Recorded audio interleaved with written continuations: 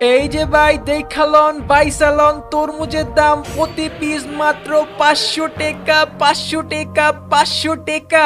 আরে ভাই এই একটুখানি তরমুজের দাম 500 টাকা, তাহলে মানুষ খাইবো কেমনে ভাই? আপনি তো দেখা যায় তরমুজ বেচা বাড়ি বানায় ফেলবেন। বাড়ি তো আগের বছরই বানাইছি, এই বছর শুধু গাড়ি কিনুম, নিলে নেন না নিলে ভাগেন, কাস্টমারের অভাব নাই। আর এই তরমুজ 1000 টাকা বেচলো বাঙালি খাইবো। আচ্ছা ভাই, তাইলে এক পিস তরমুজ আমারে কাইটা দেন। ফেসবুকে দেখলাম তরমুজের ভিতরে নাকি সাদা বাইর হয়, আপনি আমারে ভালো দেখে একটা তরমুজ কাইটা দেন। কাইটটা তরমুজ বেশি না, আপনি বাইসালন যেটা মন চায় সেটা লন, প্রতি পিস মাত্র 500 টাকা।